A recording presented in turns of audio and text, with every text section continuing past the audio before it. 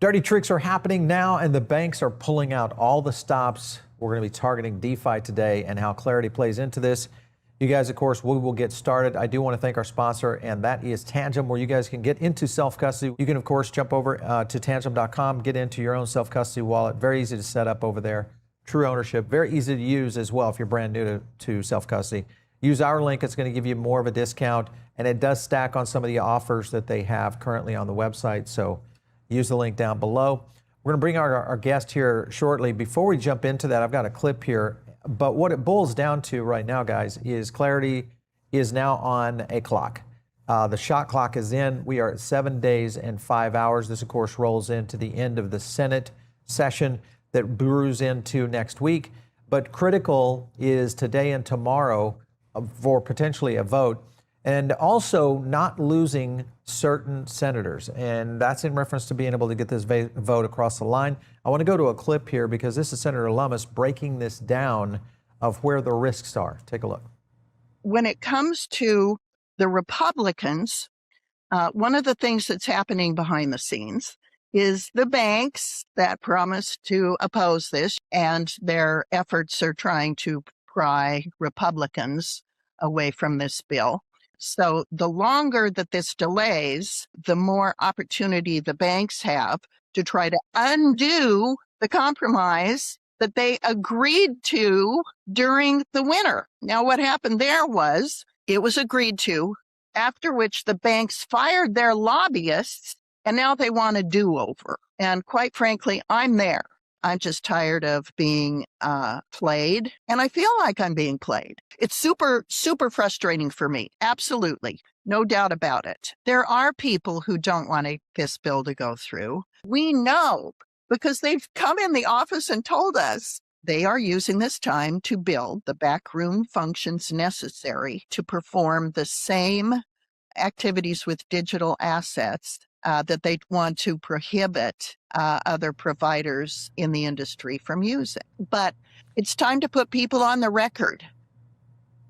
Listen, I totally agree with Senator Lummis there, and that is put people on the record. I wanted to bring in Brian Nister, who's the head of policy and Associate General Counsel over at Uniswap Foundation. Brian, how are you? Good, Paul. How are you? All right, so a lot that Senator Lummis was getting into, I think she's kind of exhausted in the sense of the political battles that are being fought in D.C. right now around Clarity. One of the key areas, though, that has been kind of a cornerstone that I think most of the industry felt was somewhat untouchable was the DeFi section of Clarity.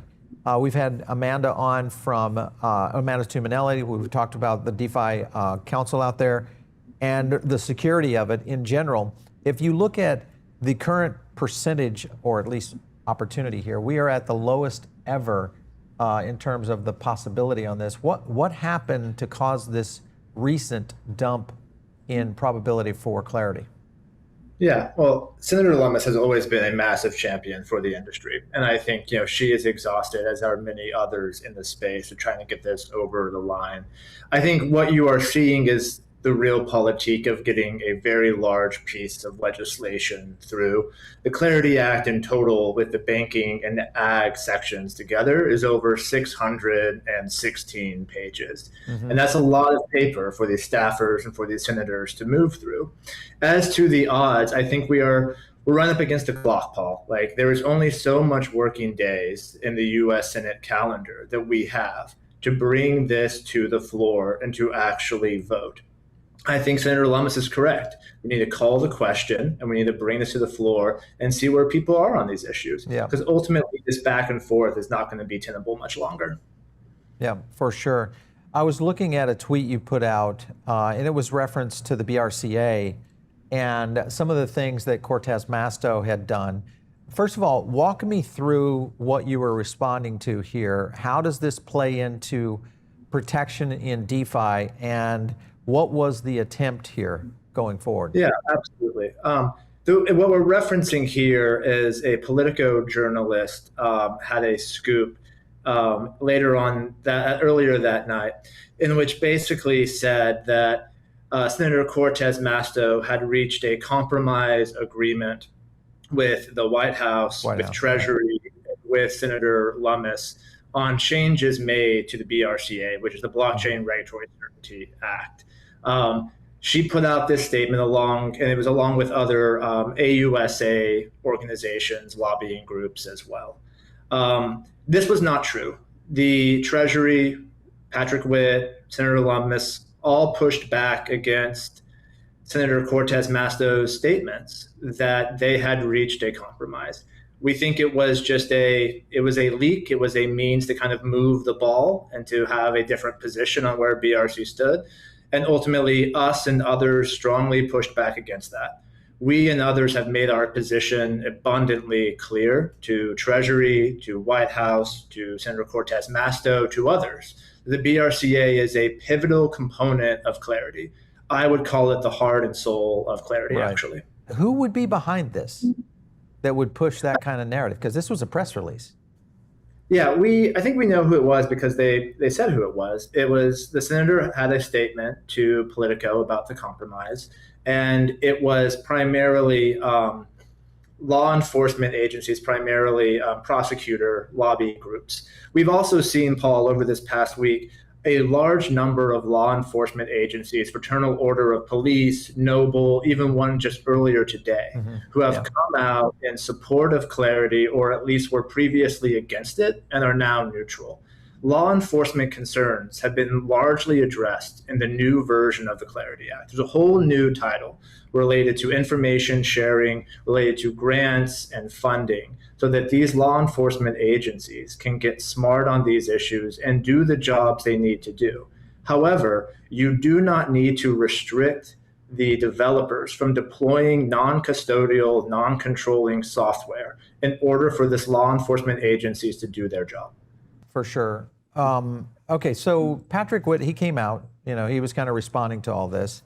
And he was pretty hard on this. This was a pretty brash statement here in terms of what he was talking about. To your point is that the White House and the administration said, hey, this was not the agreement. It's like saying Maduro's removal, was a culmination of negotiations, not the case. Do you think this spat ruptured any current possible negotiations, or how do you think this played out? I think, I've had the opportunity to meet Patrick a few times, and I think that he is doing so much effort and so much work to bring this bill to be in the best place possible from the admin's perspective. I think you're seeing frustration. I think that so many people have worked countless months, even like a year now at this point, to bring clarity to the floor. And in this kind of fraught time, tensions are going to flare up. Ultimately, I know Patrick is going to continue to negotiate in good faith, and I would encourage everyone else on the other side of that negotiation to continue to negotiate in good faith and not to play these games. Let's bring clarity to the floor. Let's get the best possible bill. Let's do the service to Americans that need the rules of the road for this asset class. Let's not forget, Paul, this is a big consumer protection bill. There are so many things and so many issues addressed in this bill that protect the average holder of crypto, not just the companies, not just the entities, but the average American who holds crypto. For sure. Yeah, and I just question the timing, because you look at the timing of when this was put out, why the White House had such a knee-jerk reaction, through Witt. I mean, you would think, I would think that, they would have had these qualms months, weeks before, but this was 2 days before really drawing it down. It just seems very calculated and a little bit dirty trick to me. Yeah, but I think these conversations have been ongoing. The BRCA is a known quantity on the Hill. It was introduced by Lummis, Wyden, and others, I think now years ago at this time. Yeah. This is not a new idea, new component. Even the Secretary of the Treasury had a tweet out today that said the BRCA is simply codifying Treasury's previous guidance on this issue. It is not an actually new or novel idea or component. It has been since 2019. FinCEN guidance has matched to what is in the BRCA. I think now there is a moment, there is an inflection point, there is a time, and people have their different views on these issues. But the BRCA should be non-controversial. All right, so within the situation of the BRCA, if for our audience in terms of understanding this, some of this you could look at, this tweet here, this is talking about prosecutors wanting to kind of get access to, and, dealing away from illicit finance and so on, making their jobs somewhat easier. But we still have the Constitution, so we still have certain protections that would kind of go around this anyway. But what do the bad guys really want here? I mean, what are they trying to do if they're trying to attack this in itself, which starts to move at the core of privacy and rights of Americans via the Constitution? Yeah, I think mens rea is a huge component of our criminal code. One has to have intent in order to commit a crime. 1960, whenever we say 1960, we're talking about the criminal code 1960, particularly a subsection B1C, which basically says facilitation of money transmission shall be considered a crime without any intent component to it. This is the actual law that the BRCA addresses, and that you cannot just charge someone with a money transmission criminal violation if you're a non-controlling developer, which I think goes to a larger point of whenever we are building these technologies, and we want to have this future of decentralized finance, of owning your own data, of privacy, you need to have protection for base layer protocols and for the developers that actually create them and deploy them. And I want to play this clip because this makes you think, are we becoming Russia without the BRCA? So let me play this for you guys. Take a look. Telegram is popular with independent media outlets and journalists, in part because it has so many users, but Russia's state agencies, some officials and pro-war military bloggers have also developed their own channels on the app. So the Kremlin both relies on it as a public forum and tries to restrict it, instead pushing a state-controlled messenger called Max.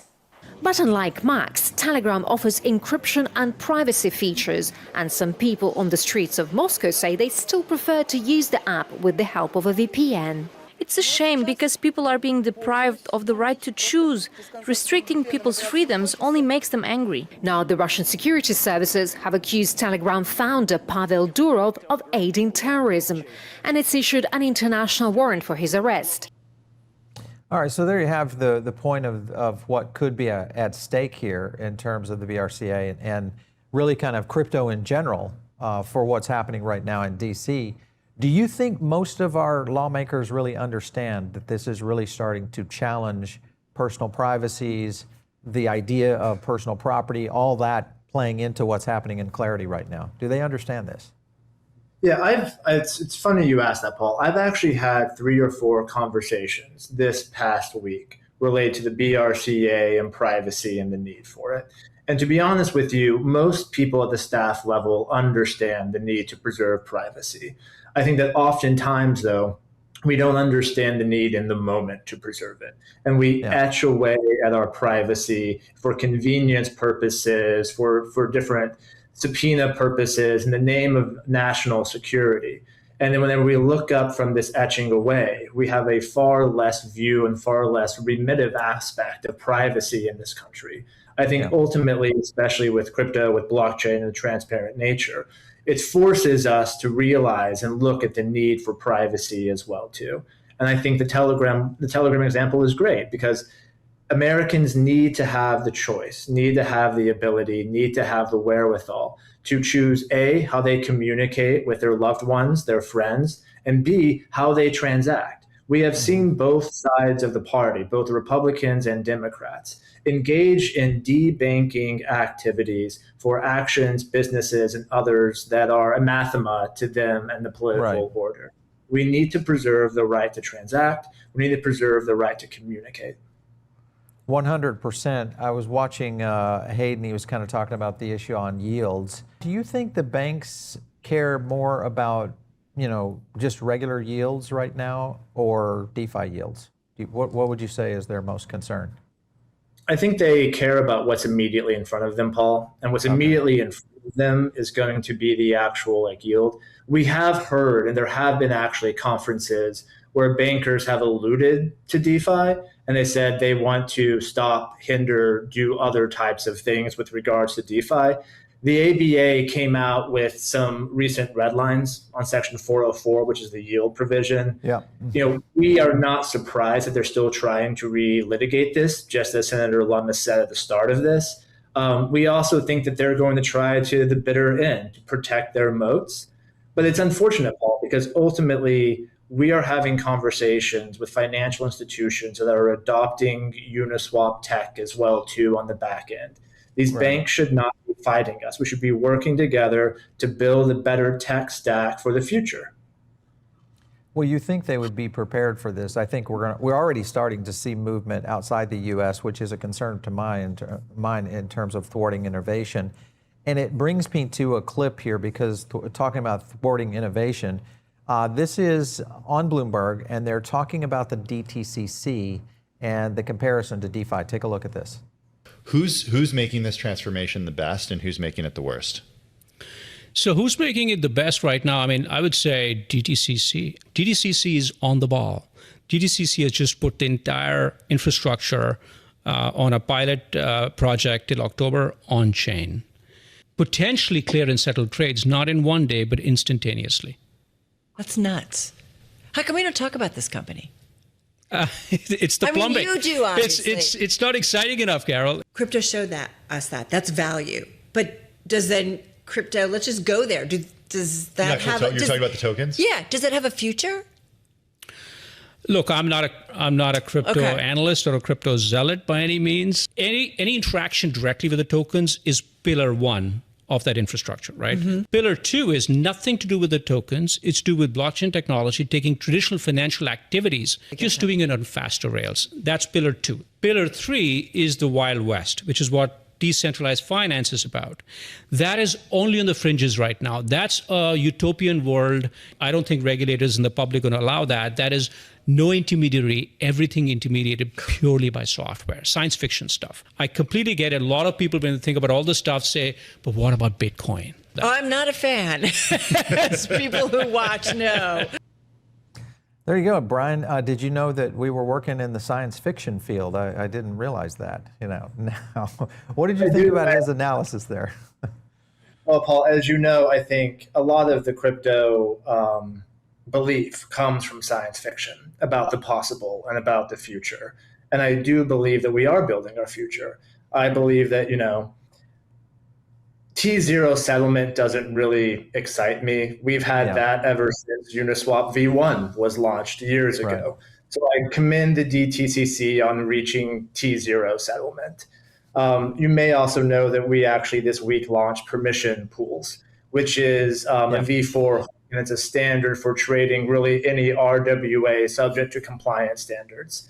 So the DTCC can call me whenever they actually do that. And I'm happy to explain it to Bloomberg if and when they ever want me to come on. Well, explain it. Explain permission pools and how that would work with DeFi. So this is Hayden's tweet right here in reference to that.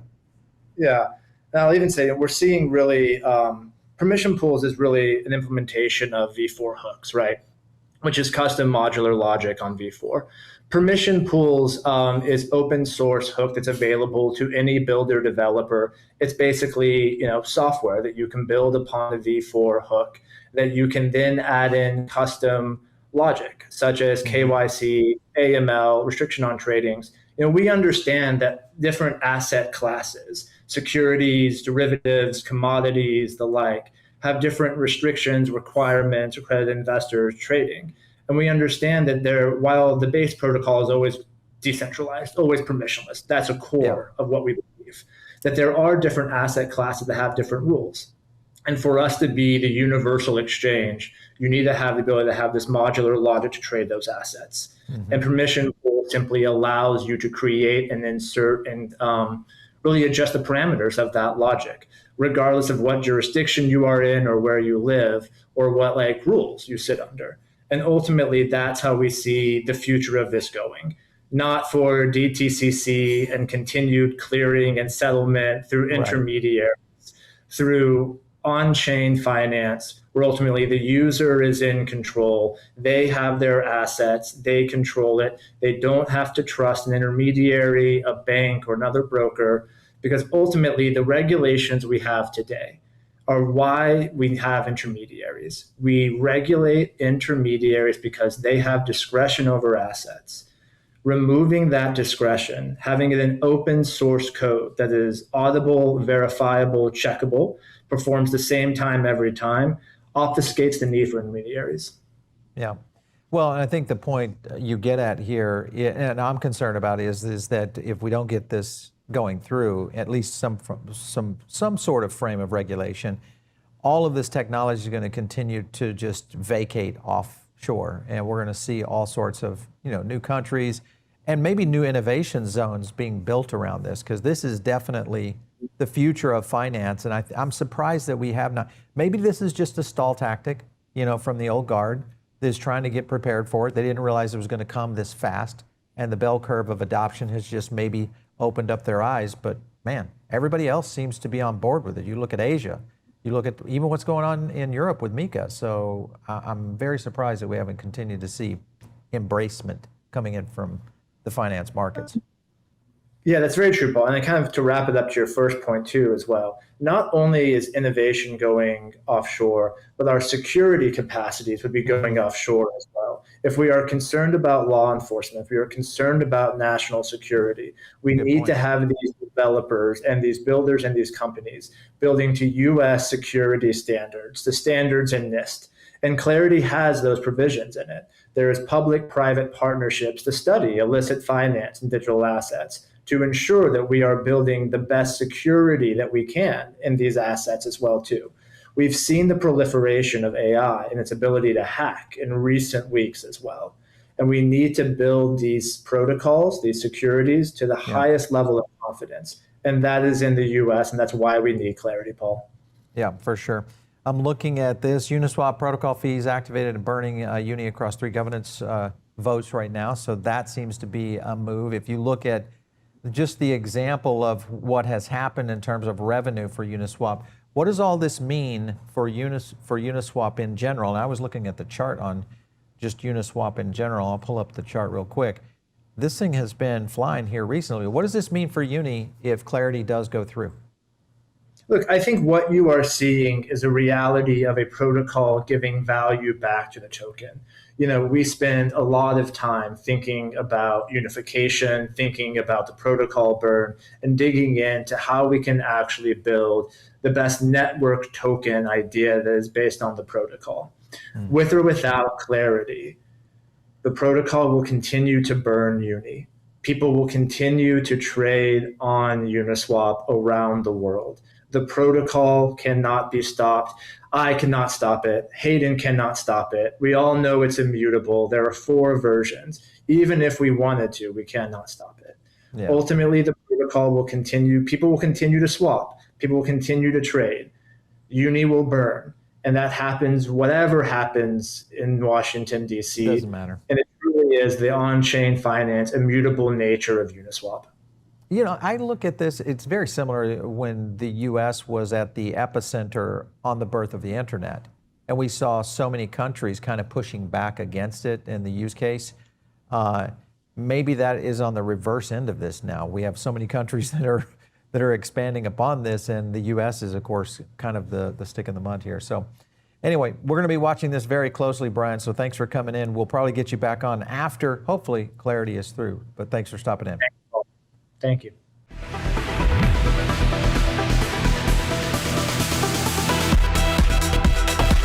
If you like this video, hit like and subscribe, drop a comment down below, and also join our free private member group. The link is in the description.